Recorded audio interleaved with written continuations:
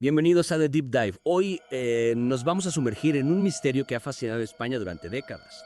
Las caras de Belmes, rostros fantasmales, un engaño muy elaborado. ¿Qué son? En este Deep Dive, junto a nuestro experto, vamos a intentar desentrañar este enigma. Y para ello nos basaremos en la información del artículo de la Wikipedia sobre el tema. Prepárense para un viaje a la España profunda, a un pequeño pueblo de Jaén, Belmes de la Moraleda. Allí, en una casa humilde, comenzó una historia que aún hoy sigue despertando fascinación y controversia. Imaginen la escena. Es 1971. Una mujer, María Gómez Cámara, está en su cocina. Y de repente, mientras cocina, algo extraño ocurre en el suelo de cemento. Un rostro, una mancha con forma de cara humana emerge del suelo.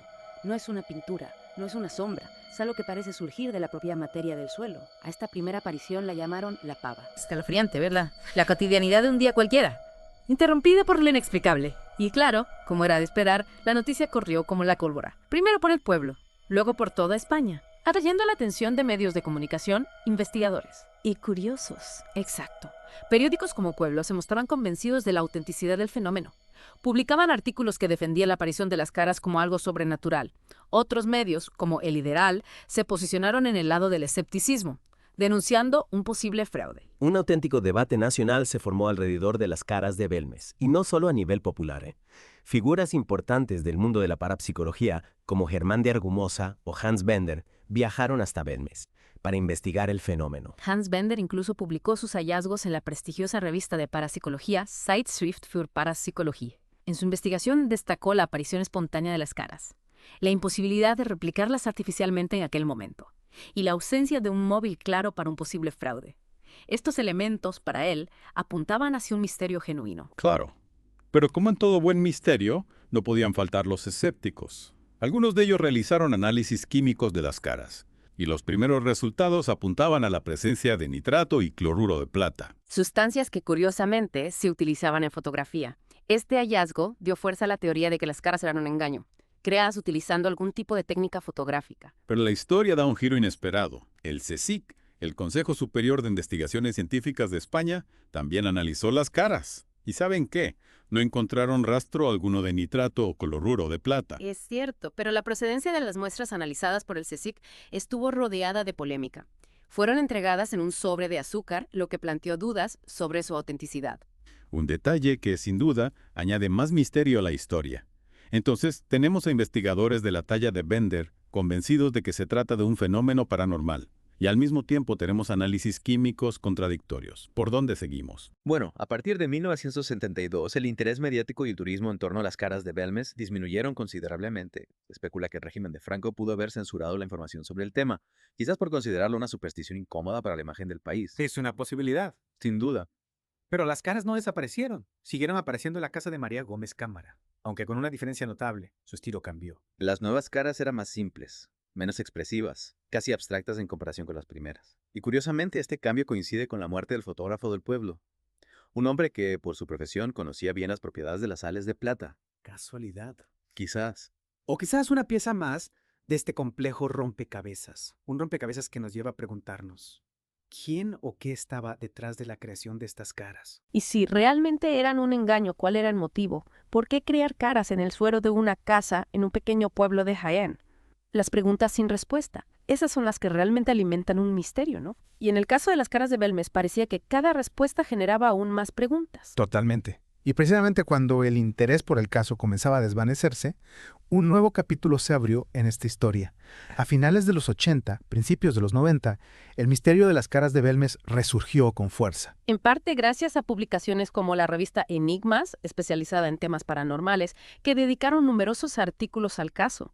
También programas de televisión como el popular Cuarto Milenio, presentado por Iker Jiménez, volvieron a poner el foco en Belmes. Cuarto Milenio, para quienes no lo conozcan, es un programa de televisión español que se dedica a investigar y debatir sobre misterios, fenómenos paranormales, conspiraciones y todo tipo de enigmas. Su enfoque, bastante sensacionalista, contribuyó a reavivar el interés por las caras de Belmes entre el público español. Y como si las caras quisieran sumarse a este nuevo auge mediático, comenzaron a aparecer nuevas caras. Las nuevas caras, como se las conoce, esta vez tras la muerte de María Gómez Cámara en 2004, pero en una casa diferente. Es realmente inquietante.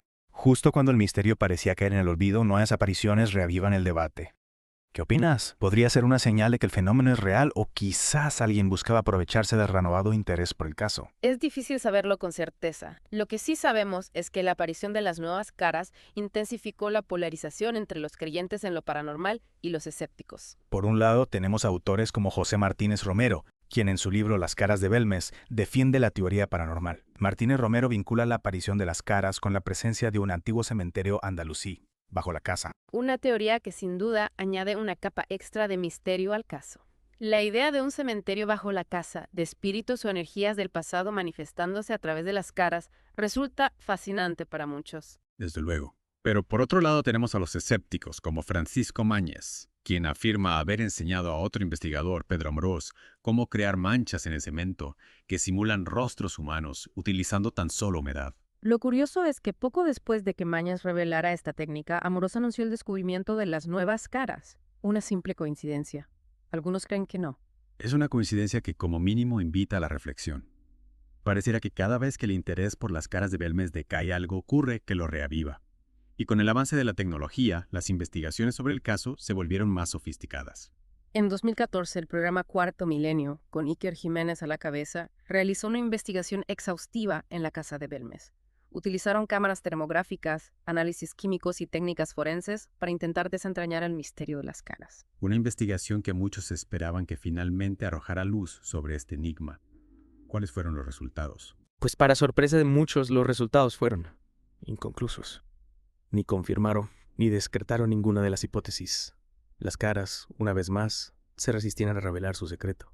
Es increíble. A pesar de todos los análisis, de las investigaciones, de las teorías, las caras de Belmes siguen siendo un enigma.